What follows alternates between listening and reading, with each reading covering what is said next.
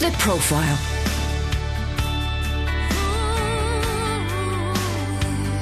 You're listening to Premier Christian Radio.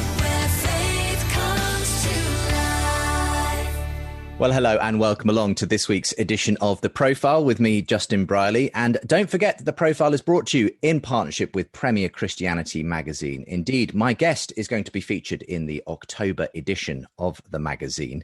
And if you'd like a free sample copy of the mag, then do go to premierchristianity.com/free sample. Joining me on The Profile today is the Rev Giles Fraser. He's a priest, a journalist, a broadcaster, rector of St Mary's Newington, and a well-known personality, really, in the UK. His recent book, Chosen, Lost and Found Between Christianity and Judaism, tells the story of the personal crisis that followed his resignation from St Paul's Cathedral and the healing journey of reconnecting with his Jewish roots. So, Giles, welcome along to The Profile. Great to have you with us today. Thank you, Justin. Nice to be here, mate. It's good to see you. Tell us what life is like as a parish priest in a culturally diverse area of South London. What does that look like for you from day to day and week to week? I'm an odd job man, really, with a sort of side issue of spirituality. It's just, today has been one of those days where, you know, you just deal with everything from the organ needing fixing to Thames Water coming to sorting out the parish website to dealing with people's personal crises to, you know, there's just 101 different things. Some of it is very, very mundane. Some of it is clearing up people's needles because we have a bit of drug issue around here, and then going and doing morning prayer. So what can I tell you? It's the most diverse job on the planet, I think. What's the, if you like, feel of the church that you pastor? Is it sort of high Anglican? Do you offer sort of daily, Eucharist, that kind of thing? It is high church, smells and bells, but all of the servers wear Nikes, and it's an odd combination of informal. It's a sort of just about a black majority church. But it has that sort of high church vibe as well. That's interesting. Is that the vibe that you've enjoyed yourself? I mean, has that been your tradition, the high church, throughout your own priestly career, as it were? It is. I quite like liturgical formality. I think the centre of my spiritual life is the Eucharist. So things sort of grow out from the Eucharist here in this church, and they do for me as well. I mean, I've been in all sorts of churches, but I think a sort of high church environment is one that I sort of naturally find conducive. Yeah, helps my prayer life. I mean, without casting aspersions on other traditions, is it something about the fact that you're part of something that goes back literally millennia? Do you just find it? Do you struggle when there's, guitars and drums? And I'm not terribly good, and you're right, I don't want to cast aspersions on other traditions, but I'm not terribly good when people get all chummy with the divine, really. I'm not very chummy with the divine. I have a much strong I suppose I have a much stronger sense of God, sort of a sort of mystical, God's otherness, that God is hard, and I find the sort of like wholly immanent sense of God as being, next to me doing the washing up, and that's not quite so present with me. I find God difficult to access, I suppose, and that struggle to access God is something that happens through music, through beauty, through the scriptures, obviously, and through our tradition. But it isn't sort of. That's the best way of putting it. It's not being chummy with the divine. Interesting way of putting it. Tell us about life growing up then for you. You weren't particularly, I think, raised in a household where church going was a sort of major part of life. How did you end up being a priest, given your background on that front? No, it wasn't particularly religious. My dad's originally Jewish. He was in the RAF, so we've moved around all over the place. So I've been a bit of a nomad, going to all sorts of places. And so I went to boarding school from when I was 7. So there was a sort of an anchor there. And they were Anglican schools, but I guess nominally so. Perhaps that's a little unfair, but, it didn't capture my imagination anyway. And I always thought of myself as a pretty hardcore atheist, and went to university. And it was at university that things started to change for me. I did philosophy at university, and one of the side issues for me was doing philosophy of religion. I started to read all these people that they just completely captivated my imagination. And it was a very bookish, very unfashionably bookish journey, Justin. You know, it was, and even, I mean, this is crazy now, but even to the point where, I mean, I sort of converted with my head in a book. And it was in a library, and I looked up, and the moment I thought that, I mean, for a long time I was one of those people that other people said, you know, he has this strange hobby, religion is this strange, this sort of thing that he's really interested in, and I'd never go to church. It wasn't a part of what I did at all, but the adventure was in the books, right? And I suddenly, with my head in a book in the library in King's College London, I suddenly decided that this was it. I had to give my life to it. And I got up and went and found the nearest priest, who was the chaplain. And the very first thought I had was, I'm going to be a priest. I want to be a priest, which was crazy because I didn't even go to church, Justin. I mean, I didn't even go to church. And so I found this poor, unsuspecting chaplain, and I told him that I was going to be a priest and this was terribly important. How did I do it? And he obviously thought I was completely crackers, and very kindly explained the process to me. And anyway, that's what happened. So. Wow. And the rest is history. How did your family react to this remarkable conversion at university? Well, I thought it was some sort of eccentric. I think they thought it was another form of rebellion, another form of eccentricity. And it, I mean, in a sense, it was. I mean, it was another form of rebellion. It was, you know, it was a sense that the secular language that I had been given and that I sort of fully inhabited was not able to describe the fullness of what I wanted to describe about the world. You know, there was so much more I wanted to say, and the secular language that I had was just not capable of describing what it is that I was sort of yearning for.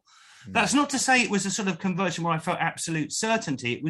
It was a sort of conviction that this is what I had to do with my life, and all my sort of all my beliefs have all been playing catch up with that. Really, you know, it was definitely faith-seeking understanding, and. I remember going to theological college and for the first night and lying there and looking up at the ceiling and thinking, oh my word, have I started to write checks that I can't intellectually cash? You know, I mean, I'm just, you know, you write these faith checks, but is there enough belief in the bank to cash it out? Well, I think that's actually quite a lot of people have that experience, you know, totally. and in a sense, I've sort of had that experience throughout my ministry, but I've learned to sort of be much more relaxed about it. Right.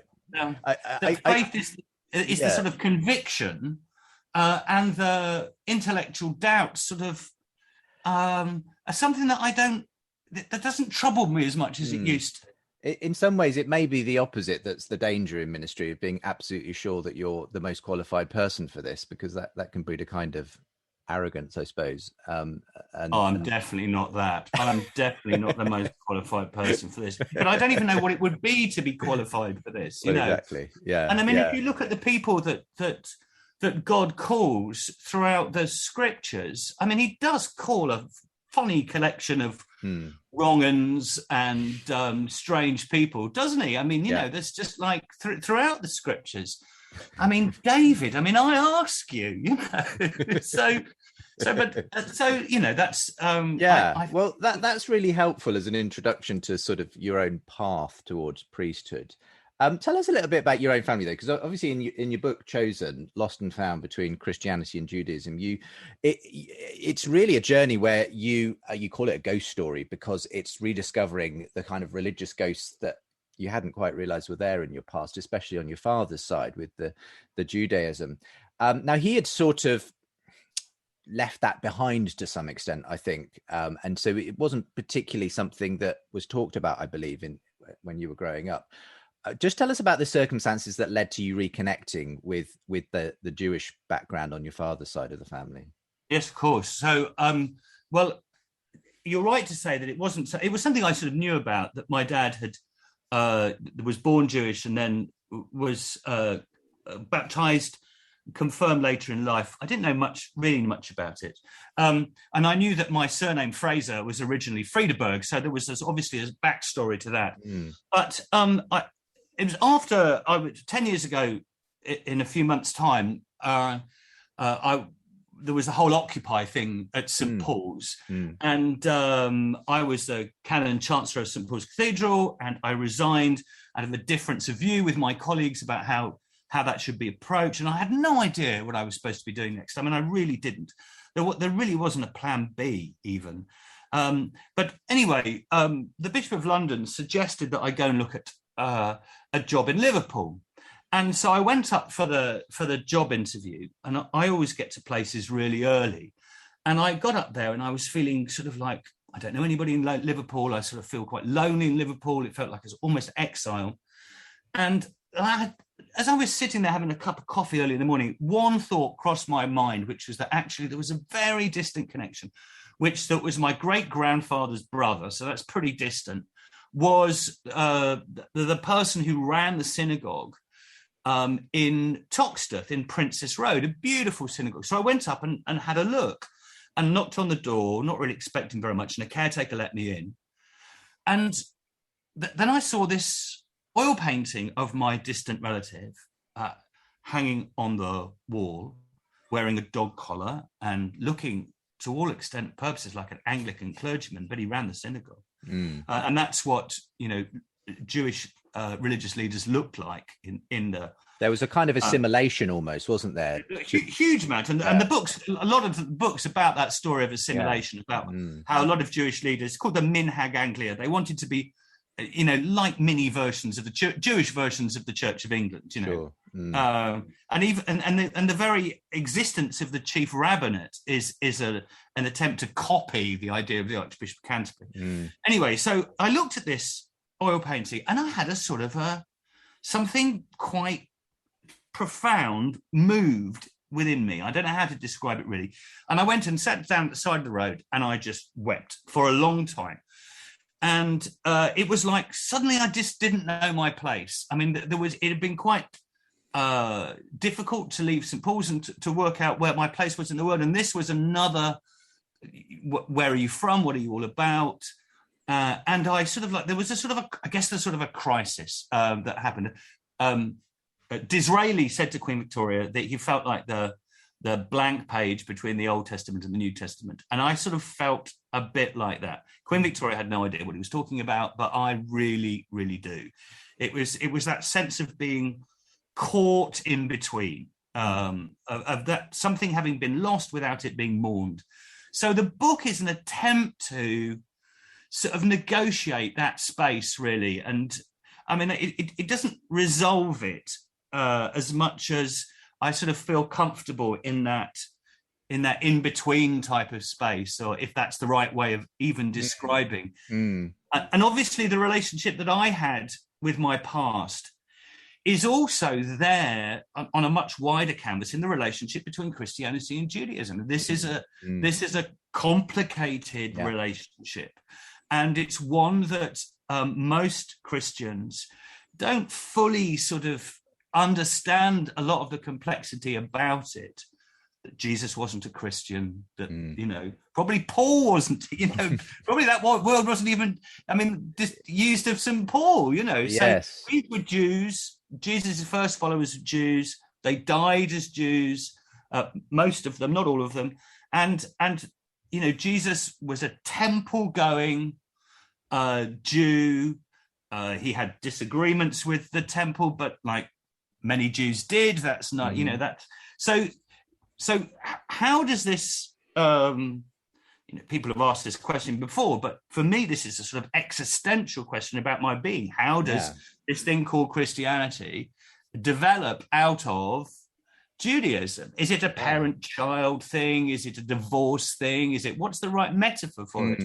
So that's what I was looking at. It's very much is part personal memoir about as you look into and come to grips with your own Jewish ancestry, and a theological kind of account of the way Christianity, as it were, came to account for the way its own relationship to Judaism, and to that extent, what on the personal side of this, what did this journey do for you? Because I mean, maybe just talk a little bit more about those circumstances that led you to that moment in Liverpool on the side of the road, bawling your eyes out.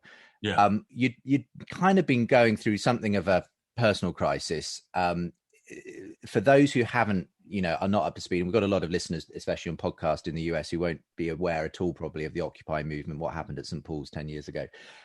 Just explain, your role at St. Paul's, what happened in that instance, and then perhaps we can sort of see how that led on to this particular. Well, let me say a general point before I answer that specific point. The general point about the relationship between autobiography and theology is a rather important one. And some people have read the book and said it's two books. One is a sort of personal reflection and one is theology. It's not.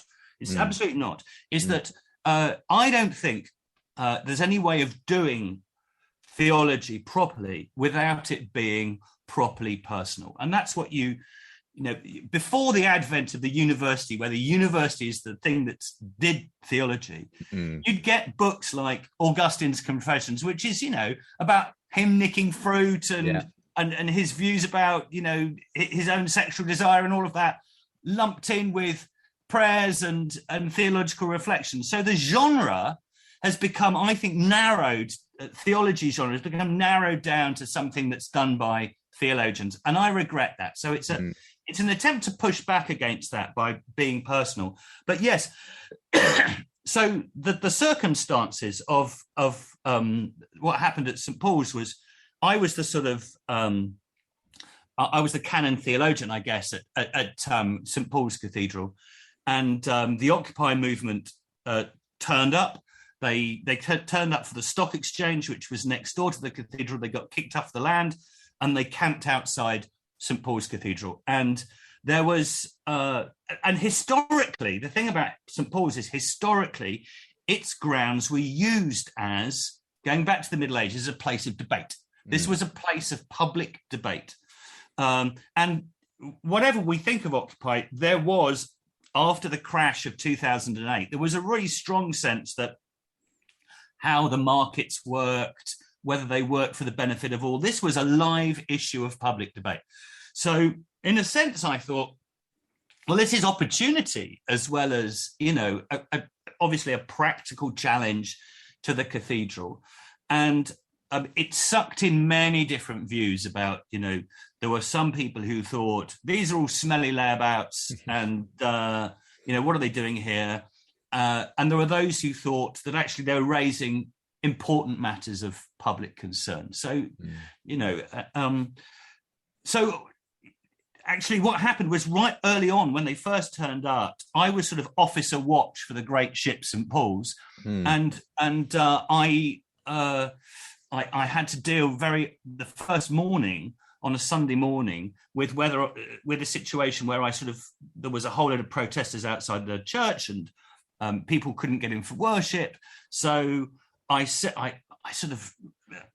a hunch that if I asked the police to move aside, that the protesters might do the same. And that's what I asked, and that's what happened. And people were able to access the church. So, I mean, in a sense, it sort of worked well, but the press picked me up the next day as being a sort of like revolutionary, that I'd asked the police to stand aside, which I actually asked both. And then one of the protesters said, are we allowed, can we come to church? Well, that's a no-brainer for a priest to be asked if you can come to church. Everybody's welcome to church. So the headlines were, canon says, police move aside, protesters welcome to church, and it was one of those sort of headlines, which is, although technically true, is rather, arguably, Giles, it was also, perhaps feeding into a certain expectation. You were writing a regular column at this point for The Guardian, very left-leaning paper. Arguably you were sort of, this was, people were reading into this situation. Hey, there's revolutionary left-leaning Giles, for the Occupy protest. So I mean, I'd like to think that, my politics has turned quite a long way away from that since, but I'd like to think that even if it was someone of a completely different political hue, they'd still could easily have made the same decision, and And I would have hoped and expected, if protesters said, "Can we come to church?" that they too would have said, "Yes, of course, you're very welcome." That's not a particularly revolutionary view, but you are correct, because I have had a sort of like left and even a hard left past.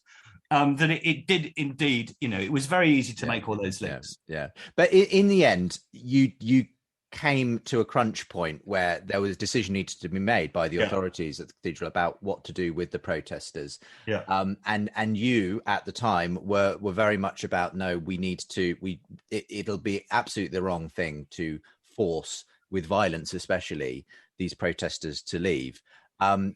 This came to a head. Do you want to just describe what that meant? Well, so everybody had their convictions about this, and it was like, this is a very fast-moving and difficult situation. It was, and but I watched a YouTube clip of the police evicting Occupy protesters, as it were, from Melbourne. It happened to be in Australia, and they went in there and they were whacking people around their heads with batons and pushing. And I thought, really, if that's what could happen here, and it's the church that's sent in the police, I think that's I can't do that in conscience. I really can't. And okay, it's a mess, and there's practical problems and so forth. But there's ways of negotiating without the church sending in the police. But my colleagues had different convictions. They saw it differently, and so and they voted for eviction. By the narrowest of margins, but I felt that I couldn't really carry on down that path with a sort of integrity. So that's why I felt I had to go.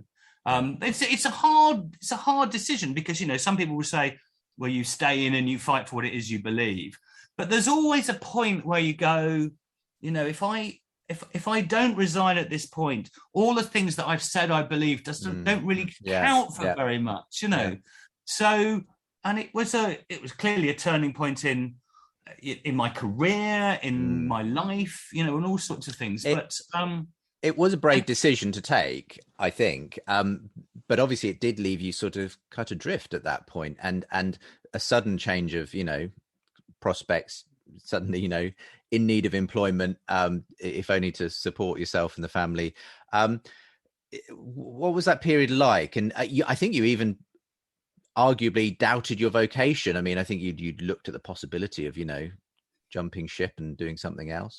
Very, very briefly, it was I've always felt a very strong calling to be a priest and to be to be a parish priest. So, there was, all of that sort of stuff, it sort of plays with your head. I mean, at the height of it, I would get, phone calls from major political figures. Ed Miliband would call me up and say, well done this. And Boris, who was mayor of London, called for my resignation. And then someone would call me up and say, do you want to go into I'm a celebrity, get me out of here? And, your brain is exploding with ridiculous sort of things that normally you don't have to deal with. So I was, for a few weeks, I didn't know what I should be doing, but it pretty clearly, it was pretty quickly, it became clear that, of course, I'm a priest. This is what I do. So I just have to reimagine. And I think the resignation, in a way, was also good for me, because I think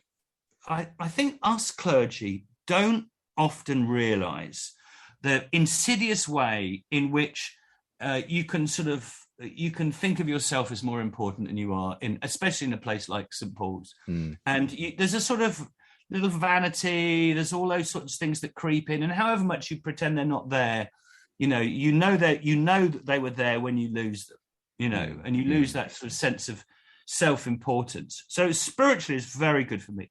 It was exactly what needed to.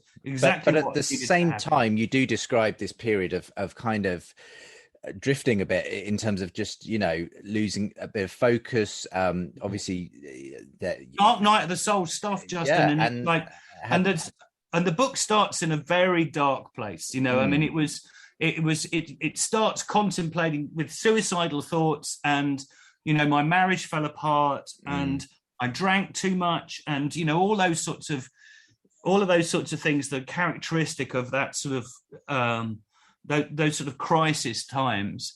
So the book is also about trying to write my way out of that sort of dark night of the soul, really. Yeah, and that's obviously where, you know, the story picks up this new chapter, as it were, when you it was actually, I think, in the circumstances where you were looking at a possible job at Liverpool Cathedral, when you decided just on a whim almost to go to that synagogue, and then saw this picture of your ancestor, and suddenly and the poor publishers of this book. So when I resigned, they said, would you like to write a book about capitalism or in the city and so forth? And I said, you know, I'm happy to do that.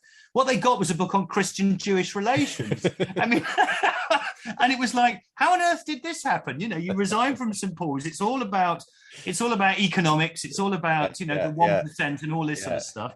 But actually, and I didn't tell people, you know, people knew I was having a hard time, but a lot of it got put into, how weird, isn't this? I got it put into this relationship between Christian. That's what I was thinking about in the course of this crisis. But actually, it's not surprising, because really what I was thinking about is, who am I? Where am I in the world? How am I rooted? How am I placed?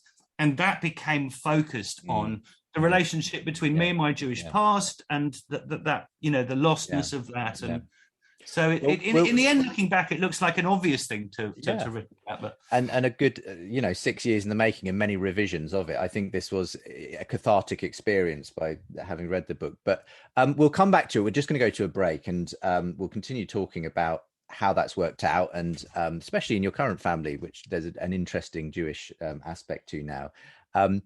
Also love to talk about something you did already mention, that your own political views have changed quite significantly since probably 10 years ago when you were at St. Paul's, and we'll talk a bit about that too. But you're listening to The Profile today. Reverend Giles Fraser, priest, journalist and broadcaster, joins me, Justin Brierley, here on the show, and we'll be back very shortly. These days, you can't get a lot for your pound. You could get a pack of balloons, a DIY face mask, or some plasters. Ouch. Or £1 could get you great reporting, brilliant interviews, and loads of Christian news articles, all in Premier Christianity. In print, online and on the app, for just £1 a month in the summer sale limited offer. Get yours at premierchristianity.com. The Profile.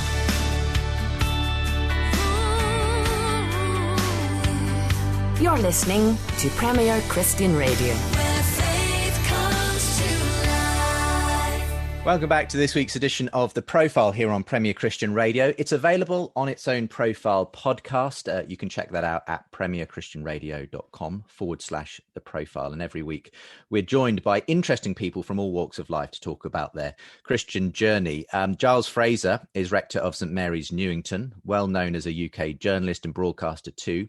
And his recent book, Chosen, Lost and Found Between Christianity and Judaism, tells the story of the personal crisis that followed his resignation from St. Paul's Cathedral and this healing journey of reconnecting with his Jewish roots. And we'll come back to the book in a moment. I mean, one thing that has been hard not to notice is the fact that your own political sort of views have changed quite a bit over the last several years. I mean, as I said, at one time perceived as pretty left-wing, you know, column in The Guardian, on the side of the protesters and all the rest of it.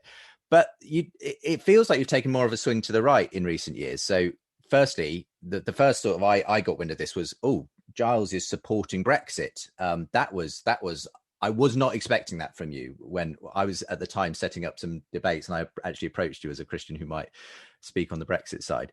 And then you even voted Conservative at the last election. You've become a regular columnist and a podcast host for Unheard, which is an online publication that's very much sort of in the sort of anti-woke, more right-leaning generally kind of viewpoint. So what's heralded this change in recent years, Giles?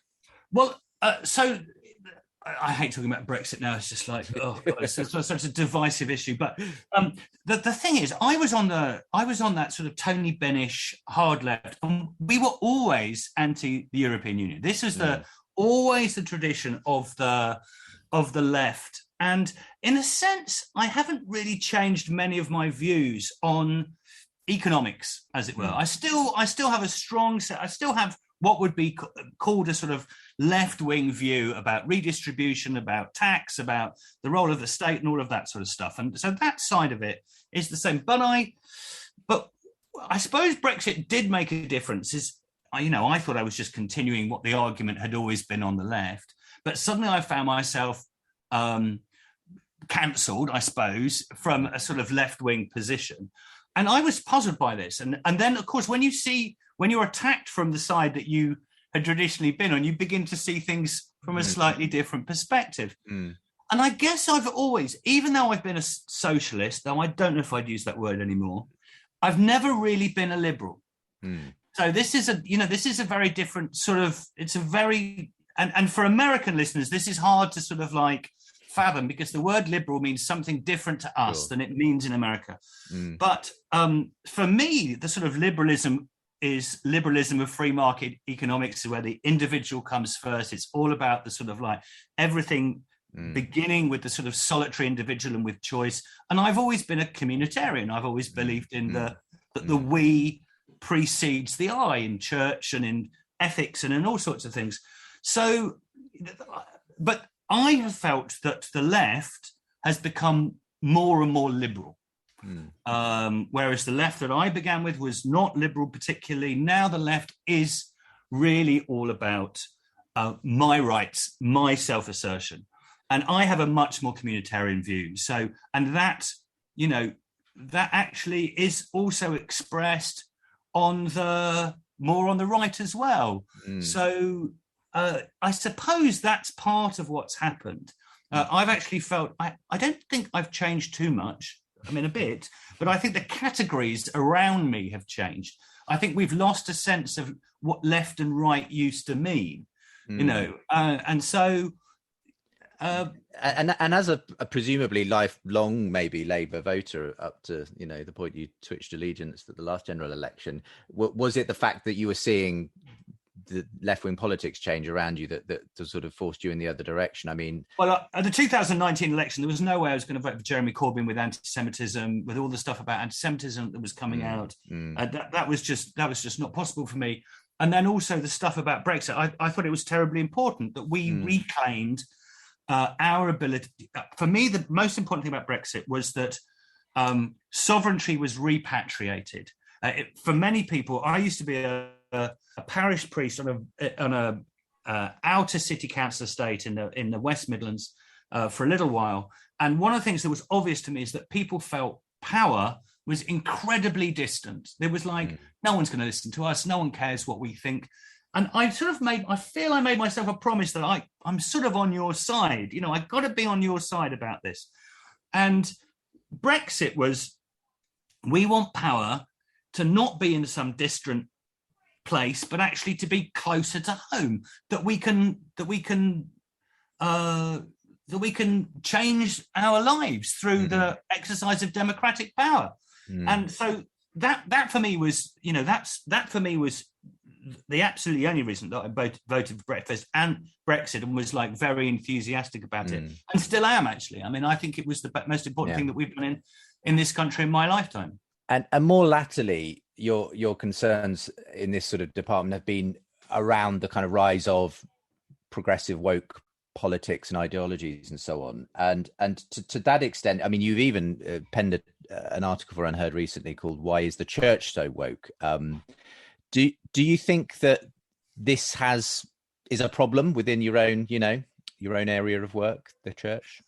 What do I think about this? Look, identity politics is, I don't like the idea that identity politics becomes a sort of substitution for the sort of politics which is concerned with the poor and with people so the idea that you focus on issues of other sort of issues, but ignore people who are living in poverty, that one really, really bothers me.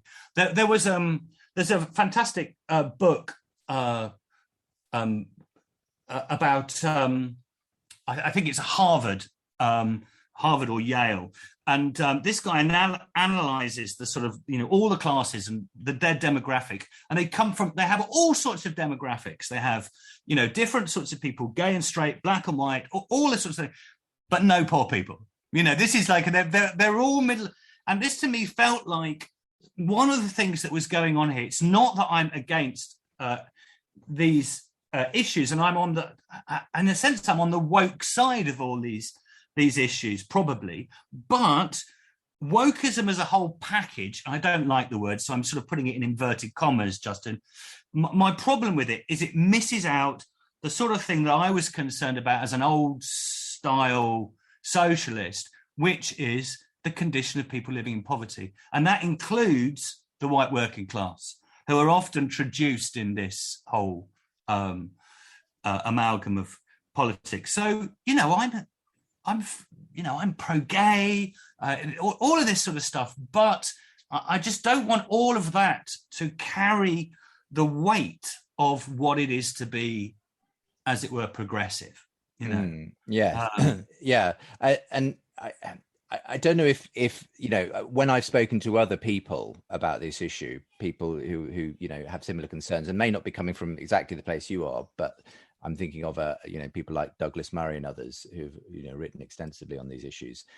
They perceive that there's almost a religious aspect to this, and almost that these types of ideologies have become in themselves a kind of causes that have a religious nature and that become ultimate to people, and that there's a danger to that, because it's a kind of fracturing of society when every issue becomes ultimate to each individual. Would you agree with that? I think there's something to that.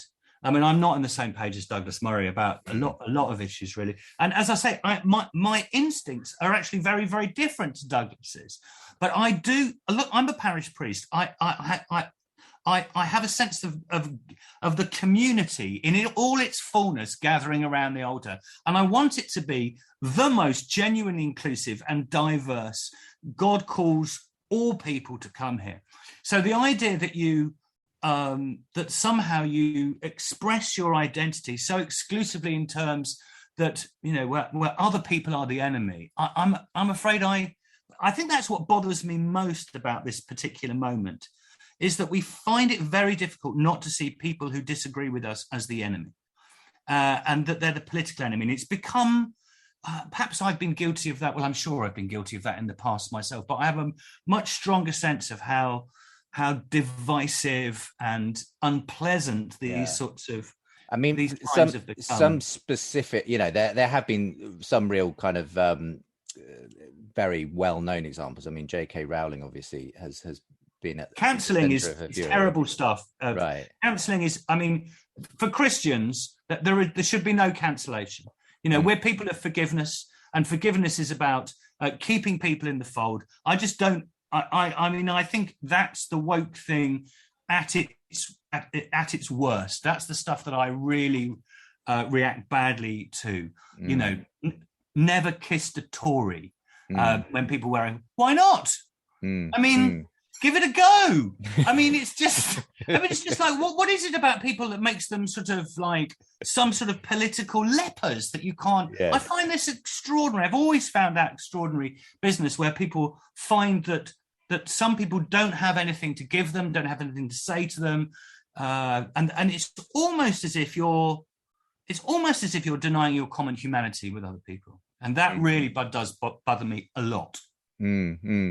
You described yourself in that article as having found your inner conservative. I mean, you mentioned Roger Scruton as a significant kind of influence on that front. Do you want to just, for those who aren't familiar with him, and he obviously passed away a little while ago, sort of describe him? I think you've had the opportunity to interview him, haven't you? Yeah. So he described himself as a paleo-conservative in American terms. He lived in America for a while. So it's that sort of conservatism which is more about, I mean, I'm summarizing, but it's more about country, it's more about place, it's about rootedness, it's about beauty and architecture and things like that, rather than free market economics. So he was to the right of me on that particular subject. So this idea of some sort of rootedness, and that rootedness is terribly important in place where you come from. And I share that sense of that being important. I mean, I'm a parish priest. This parish has been here for 700 years. I feel a sense of rootedness in place. And I suppose also because of my history of feeling, apropos the book, of feeling slightly deracinated about rootless, I think I think I appreciate that sense of rootedness of place, of history, much more than I used to. So, if people want to say a sense of patriotism, about loving your place, loving your country, loving your people, if that's sort of right wing, then well, so be it. But I don't, I don't see why it should be particularly. Let's stop talking about politics and talk about more important things, Giles. Family, because your family situation has changed in recent years as well, and you bring it out very well in the book Chosen, because you're married to someone who is Jewish, and that's had an interesting impact on the way you bring up the children as well that you've had now. So tell us a little bit about that. Well, I think the most striking thing, I've got two wonderful little ones, but my wife is Jewish, is Israeli. We talk Hebrew at home. I sort of, ani mevin aval ani lo medaber. I understand a little bit. Ani mevin katsat. I understand a little bit, but I don't really speak it. So that's what I do. I know enough to know when my mother-in-law is talking about me. That's the sort of Hebrew that I have. But my boys are both pretty much bilingual. They speak as much English as they do Hebrew. So that's an unusual Anglican vicarage where Hebrew is the default language. A beautiful language, and the more you learn about Hebrew, obviously, and I find languages difficult because I'm dyslexic. So, but the more you learn about Hebrew, the more the Hebrew scriptures come alive. In the most wonderful way. So I suppose that's but I also, at my advancing years, I have two little ones, which is obviously, as you say, the most important thing. The most important thing for me, and I love them with all my kids. And they're wonderfly blended and get on with each other, and that's all grand. How what do they think of themselves if they think of themselves at all as anything? Christian, Jewish? Neither. Well, I mean, they're too young really for all of that stuff at the moment. So 5 and 2, that's not a sure. But these categories, look, they had the rabbi came from North London and circumcised them according to the law, according to proper Jewish ceremony, because they're Jews. But I could not. I'm a priest, so baptism was also something that had to happen. And the book, not to give anything particularly away, but the book ends with me baptizing my youngest in the Jordan, in the place where, by reputation, Jesus himself was baptized by John the Baptist, and surrounded by my Israeli Jewish family. And it was like, for me, it's it was a healing moment. Now, the question is, am I passing on to them a sort of fault line, a gap, a pain? It was some sort of pain to me. Or is it something, well, I mean, to start with, the way I want them to be bilingual, both in language and in their religion.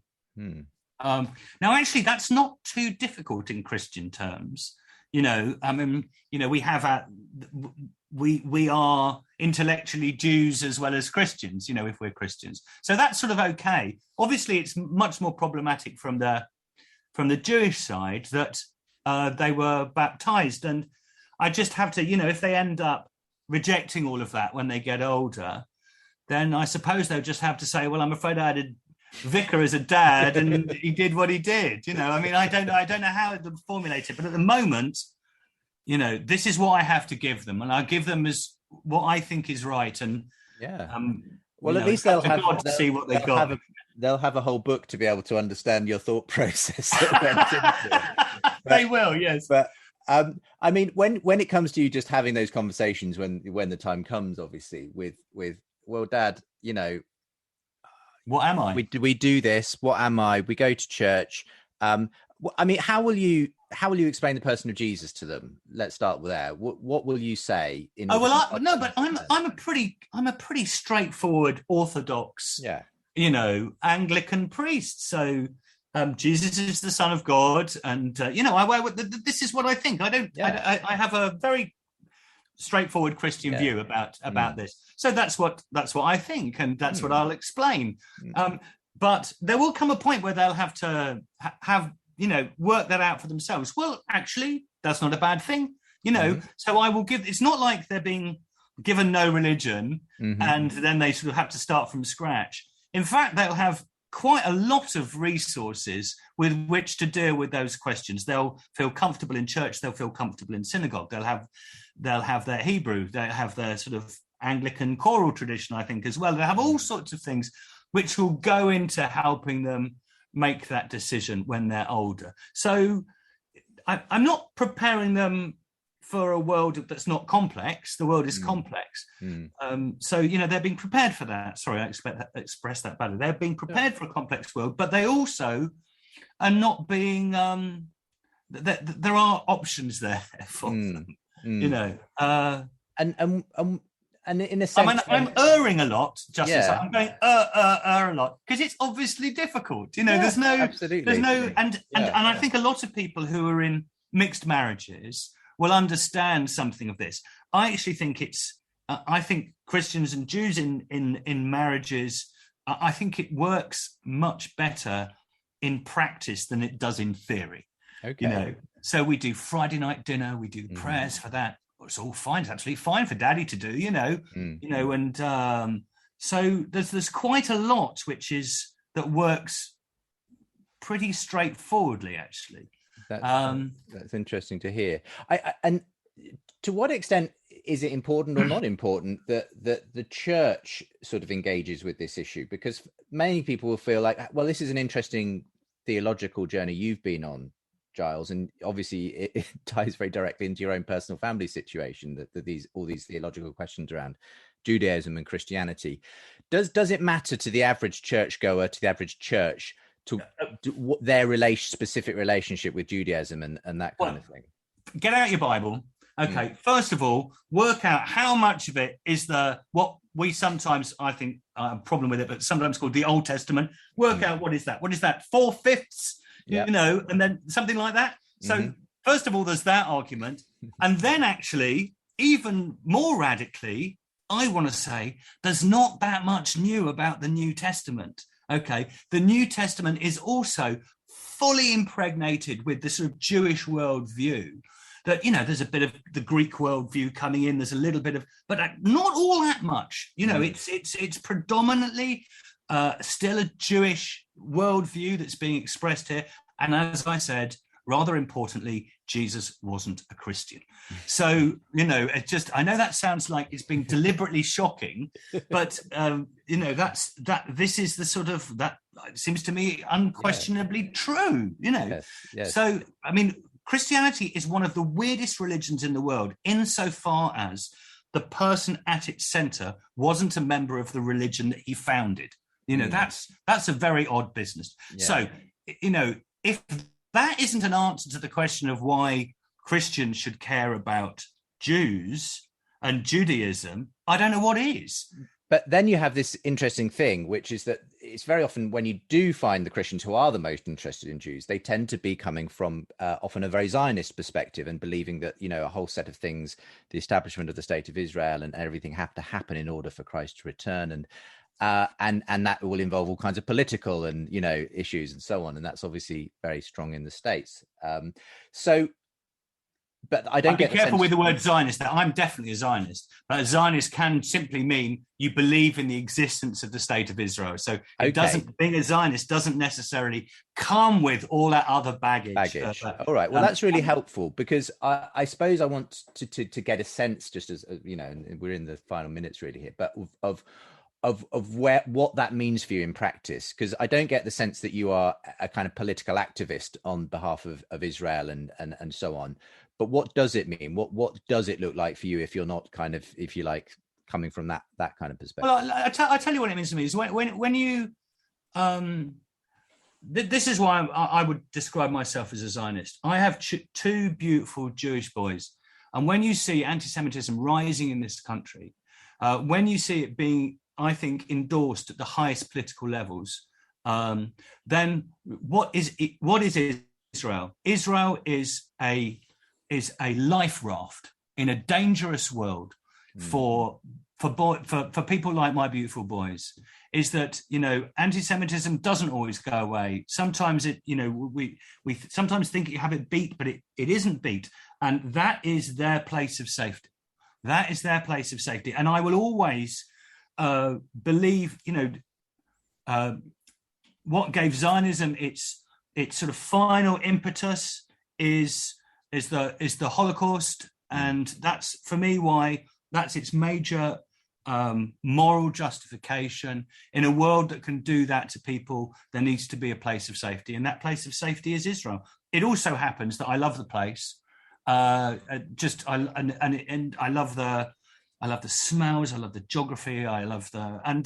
It's my second home now, which is a lovely. I haven't been there because of COVID, but I mean, it's the most beautiful place, you know. So I'm extremely fortunate to have this as my other home as well.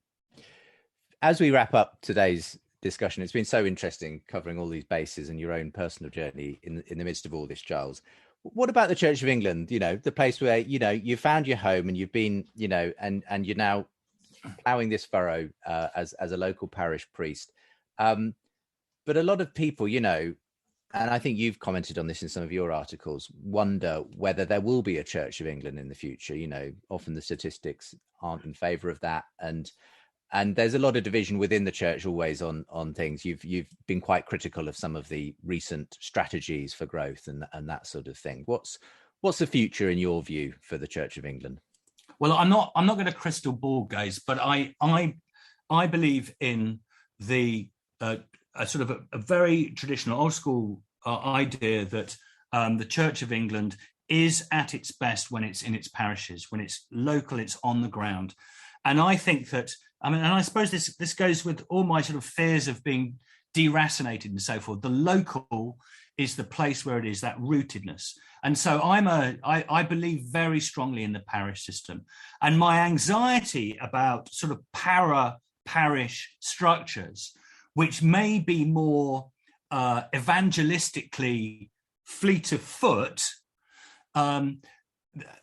my worry about them is that you end up creating a sort of two-tier system in the Church of England, and that the resources will end up being diverted into those forms of evangelistic activity which can produce quick results. But I think the place of the church on the ground is what makes the Church of England distinctive and important in my life. I think you put it something like this in an article. I may be misquoting, but it's less about the latest evangelistic strategy, more about just being faithful. Do you think that there's just a value to doing what you're called to do and be faithful, even when you don't see necessarily the results, you know, that a business-minded exactly person? Sometimes there are quick and easy ways to bring in the punters, but actually what we're really called to do is not to be successful, but to be faithful. Now, I know there's a tension between those two sorts of things, and some people might say, well, you know, you can be both, I suppose. But sometimes, you know, we're called to live out the tradition as we understand it and as we feel called to it. And, you know, sometimes that faithfulness is a hard, difficult, and it doesn't feel terribly fruitful. I think there could be all sorts of biblical passages that I could, you know, bring out where people are saying these sorts of things. But sometimes the wheat that falls on the stony ground that can come up quickly is not what we should be going for.